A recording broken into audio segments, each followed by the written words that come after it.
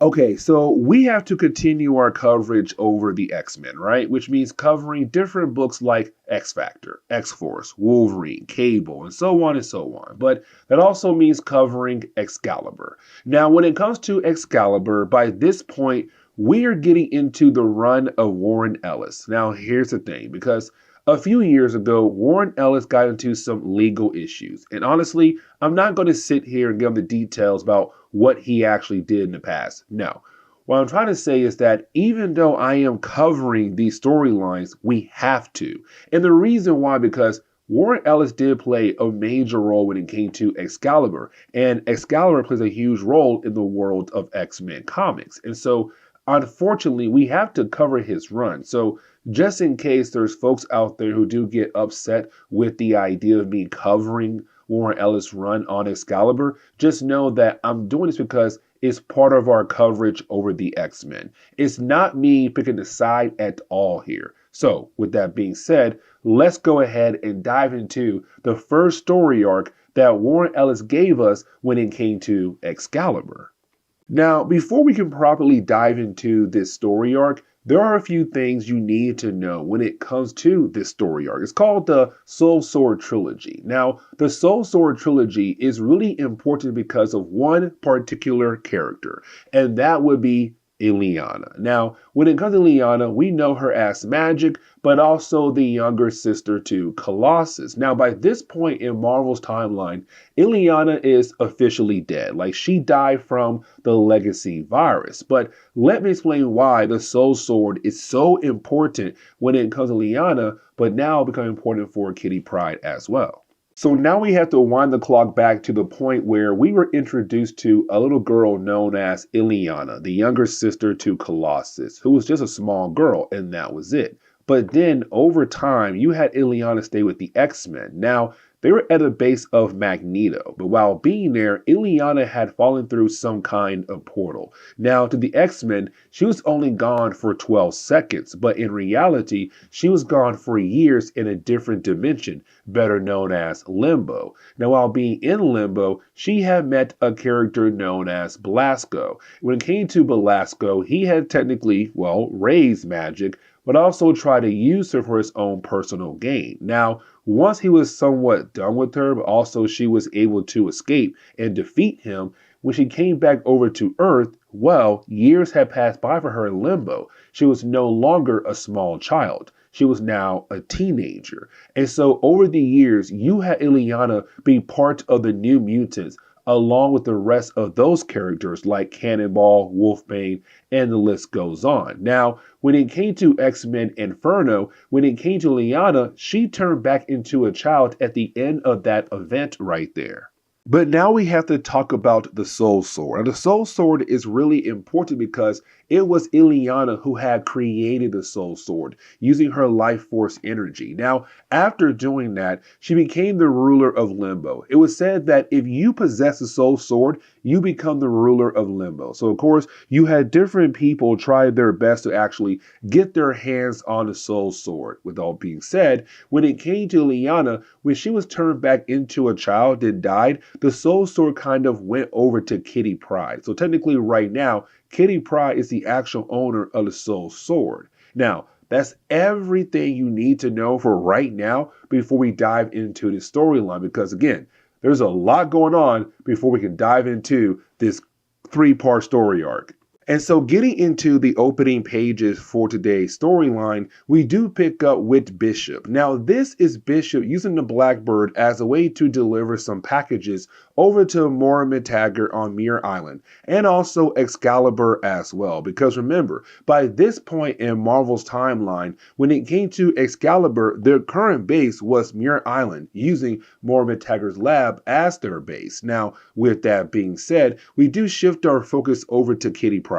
And the reason why, because you have Kitty Pryde kind of having a outsider day. And what I mean by that statement is that you have Kitty Pryde try to look at the different members of Excalibur as a ordinary person, because for her, she had 14 years of a normal life before she had joined the X-Men. After that, her life was no longer normal at all. But either way, for Kitty Pryde, what she is saying right now is that when she looks at the different members of Excalibur as a ordinary person, well, yeah, they look like creatures and monsters. But you did have Nightcrawler appear, and he does kind of add into what she is thinking. Like, yes, we may look like creatures and monsters to an ordinary person, but look at Megan, look at Captain Britain. Like, those two characters are madly in love with one another. And it's Nightcrawler saying, like, with us being members of Excalibur or the X-Men or whatever X team, we have a crazy life.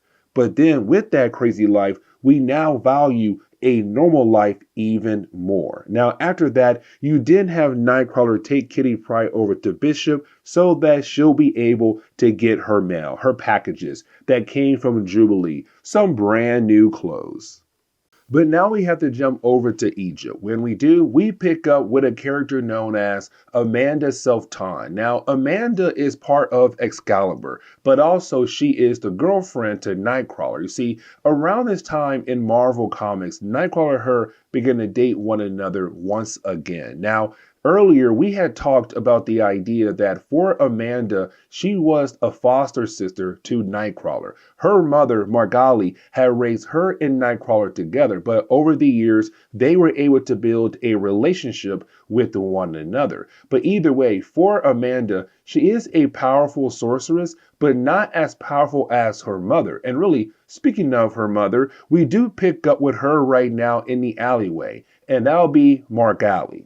Now, we have talked about Margali before, but just only briefly, and I feel like this time we kind of dive in a tad bit more about her character, but also the magic she's currently using as well. Now, by this point in our coverage over the X-Men, we don't know everything about her. Just know that when it comes to Margali, she does use a power source of magic called the Winding Way. Now, I said in my last video when it came to her character that the Winding Way can be somewhat confusing in the world of Marvel Comics. And the reason why, because it could mean a lot of different things. Like, for example, a dimension or possibly a source of immense mythic powers, but also a living entity. Like, over the years, the whole idea of the Winding Way or the Winding Road has been used in different types of ways in Marvel Comics. Now, with all that being said, when it comes to Margali, it kind of gives the idea that the Winding Way is more like this road that gives you magical abilities. And as you take the road, you become more powerful over time. Now, with each point of power you gain, you also have to go through a point in your life where you're at an all-time low. Kind of make you more humble about the idea of the power that you are receiving. Now, the reason why Margali is here is to warn Amanda about a different sorcerer who's right now on the Winding Way as well. And that will be a character known as Grey Moss. Now, when it comes to Grey Moss, what he wants to do is to use the Soul Sword as a way to kill off any other magician who's ahead of him at the moment on the Winding Way, so that he'll then be able to gain more power at a faster rate. And so it's Margali telling Amanda, you have to find a Soul Sword and keep it away from him, because if he does get his hands on the Soul Sword, then most likely he'll kill off people who are ahead of him on the Winding Way, so that he'll then be able to gain a huge amount of power at a faster rate than normal.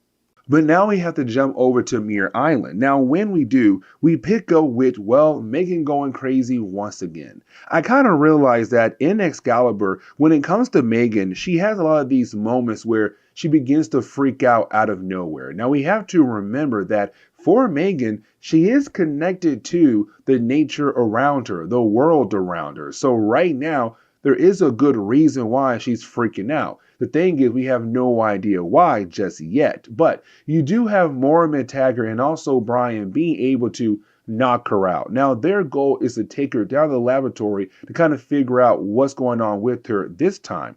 The problem is that while you have Brian and also Moira Taggart trying to move Megan, you have Kitty Pryde just walk through the room, ignoring them completely. And so for Moira Taggart, she's kind of wondering what in the world is going on with Kitty Pryde. And really, that question does apply for this next section alone as well, because you have Kitty Pryde's attitude completely change at this point in the story. But also, she does change her outfit, kind of hint at the idea like, okay, there's something going on in the mind of Kitty Pryde. The question is right now, what? What is causing her to act like this for no actual good reason? But now we have to jump over to a character known as Shrill. Now, this is Shrill's first appearance ever in Marvel Comics, but here's the catch. She only appears in this storyline, and that is it. But kind of Shrill, she has this magical eye that has been created by the same kind of steel that was used to create the Soul Sword as well. And here's the catch. Every single time a soul sword is drawn in this dimension, she feels a huge amount of pain. And so what's happening right now for her is to figure out where is the current wielder of the soul sword so that she's able to kill that person off so the sword can never be drawn ever again, so that she can no longer feel pain because of the sword. But getting back over to Kitty Pryde, we continue the whole idea that there's something wrong with Kitty Pryde. And the reason why I'm saying that because we now see her in the room of Moira McTaggart, where you have her going through Moira McTaggart stuff for no actual good reasoning here. Now you do have Moira McTaggart walk in and wondering, why in the world is Kitty Pryde going through her stuff? And so you have Moira get very upset. Now for Kitty Pryde, she's acting like a completely different person, completely rude. And so she's kind of like, I don't care what you feel right now, Moira McTaggart. I don't care if you're upset right now. And matter of fact, you have Kitty Pryde begin to attack Moira McTaggart. And after attacking her, she does pull out the soul sword out of her body. And it kind of seemed like she is about to kill off Moira McTaggart with the soul sword. Now for Nightcrawler, he does hear the commotion going on upstairs between Kitty Pryde and also Moira McTaggart. So of course he begins to freak out. But here's the thing, for Nightcrawler, when he does teleport, he has to go to a different dimension before he's able to end up where he's trying to teleport to. Now even though he may be in that other dimension for like a matter of a few seconds, it's still long enough to allow somebody to do something to Nightcrawler. Like for example, Grave Moss. He was in that other dimension. And so you have Grave Moss being able to enter the body of Nightcrawler to now have full control over his body. So now Nightcrawler will be used by Grave Moss to hopefully get the Soul Sword. And so as we dive into the second chapter, we pick up with the idea of, well, Kitty Pryde still trying to kill off Moira McTaggart. Now, luckily for Moira, you do have the different members of Excalibur appear. So you do have Nightcrawler, who's still being controlled by Grave Moss, but also Megan and Captain Britain. Now, you do have Brian being the one to knock out Kitty Pryde just like that. But here comes the problem, though, because you do have Moira McTaggart say, hey, let's go ahead and take her over to the lab to figure out what in the world is going on here. But right after saying that, you now have Nightcrawler, who's still being controlled by Grave Moss, try to pick up the Soul Sword. The Soul Sword then goes away from Nightcrawler back into the body of Kitty Pryde.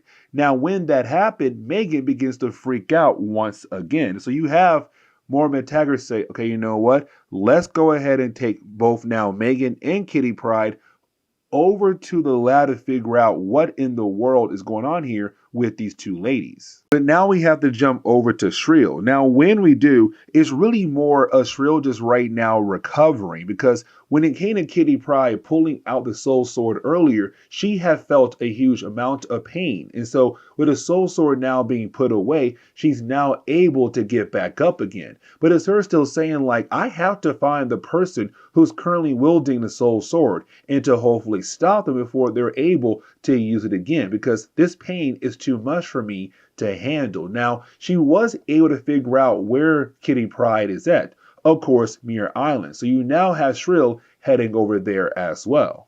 But getting back over to Nightcrawler, you have Nightcrawler at the moment, or sorry, Grave Moss, who's in the body of Nightcrawler at the moment on the outside parts of the island. He's trying his best to hide from the camera so that he is able to think of a game plan to get the Soul Sword. Now, that is the moment where you do have Grave Moss be confronted by Amanda. Now, for Amanda, she sees Grave Moss as Nightcrawler. So she's kind of like, hey, it's my boyfriend. Let's go ahead and have a small conversation. But in that small conversation, you have Nightcrawler go out of his way to knock out Amanda and throw her off the cliff and being like, hey, you know what? She's gone now. Now I am able to continue my plans to get the Soul Sword. But now we have to jump over to the med lab for Charles Xavier and Moira McTaggart, because this is where we're going to learn what exactly happened when it came to Soul Sword being passed over to Kitty Pryde. You see, when it came to Illyana's final days while trying to fight against the legacy virus, Charles had cameras all around her. Now, this is a hard moment to watch for Charles Xavier and also Moira McTaggart, but unfortunately, they don't have a choice here. They have to watch the footage to see what in the world happened between Kitty Pryde and Illyana. And so apparently in the final days of Illyana, she had technically passed the Soul Sword on to Kitty Pryde. Now, it wasn't on purpose. It's all because they were friends. When Illyana was still a teenage girl, she became close friends with Kitty Pryde. That bond right there is the reason why Kitty Pryde now possesses the Soul Sword. Now, why did everyone realize what exactly happened in the past? The fire alarm goes off. And the reason why, because you had Grave Moss in the body of Nightcrawler set Douglock on fire. So right now, Douglock is just freaking out. He's on fire. Now remember, he is a techno-organic being. He has a techno-organic virus inside of him right now. And so you have our heroes wondering, like, how in the world can we save his life? Now, you do have Grave Moss say, oh, I know a way to how to save his life. And the book changes over to Kitty Pryde. We're kind of left to wonder, what did Grave Moss do to the rest of Excalibur? But that leads into the ending of the second chapter, because we pick up with Kitty Pryde waking up. Now, when she does wake up, she realizes that she remembers everything that happened earlier when it came to her being completely different, having a different attitude thanks to the Soul Sword. Now, you have Kitty Pryde being able to pull out the Soul Sword, but when she does, she is then confronted by Shrill. Now remember, Shrill is only here to make sure the sword is never pulled out ever again, because again, she feels a huge amount of pain when the sword is wielded by its wielder. And so you have Shrill saying, I need the Soul Sword to go away. So I'm kind of hoping not to kill you to make sure it never comes out. But while you have the two ladies talking to one another, you didn't have Grave Moss appear in the body of Nightcrawler. But Grave Moss is acting like a complete strange person. And so you have Kitty wondering what in the world is wrong with Nightcrawler. She has no idea at the moment that that's not Nightcrawler. That's actually Grave Moss. But again, this is the ending of the second chapter, leading us into the third chapter. Now, the first half of the third chapter is really more of Kitty Pryde finding out that Nightcrawler is not Nightcrawler, that in reality is actually Grave Moss in the body of Nightcrawler. Now, really, for Kitty Pryde, she only finds out because of Shrill. Shrill tells her, like, hey, that's not your friend in there at all. That's somebody else in there using his body as a way to hopefully get the Soul Sword. And so you have Kitty Pryde finding out that, well, Excalibur was taken out earlier by Grave Moss. But either way, it's Kitty Pryde being able to get away, but just barely. Now for Kitty, she knows that sooner or later, she needs to fight against Grave Moss to hopefully defeat him to save Nightcrawler, but to also make sure that Grave Moss cannot get his hands on the Soul Sword. Now, this leads into a flashback where you had Wolverine teach Kitty Pryde a special type of fighting style. And really, when I saw the cover of the third chapter, I really thought like, okay, cool. We're getting Wolverine in this storyline. This is great. No, we're technically not. Like, yes, it's in the flashback, but that's really it, because it's Wolverine teaching Kitty Pryde in the past in the Danger Room a special type of fighting style that belonged to the Jewish people, because Kitty Pryde is Jewish. And so it's Wolverine saying like, hey, listen, Kitty Pryde, you need to learn how to fight, because just in case your powers do not work, how in the world are you going to be able to protect yourself against different types of enemies? And so once she does learn how to fight, you then have Kitty Pryde begin to use those fighting skills against Grave Moss. And really, the rest of the book is really more about that right there. It's just Kitty Pryde being able to fight against Grey Moss with the skills that Wolverine had taught her many years ago. And so you do have Kitty Pryde being able to hold her own until you do have different characters being able to help her out. So like, for example,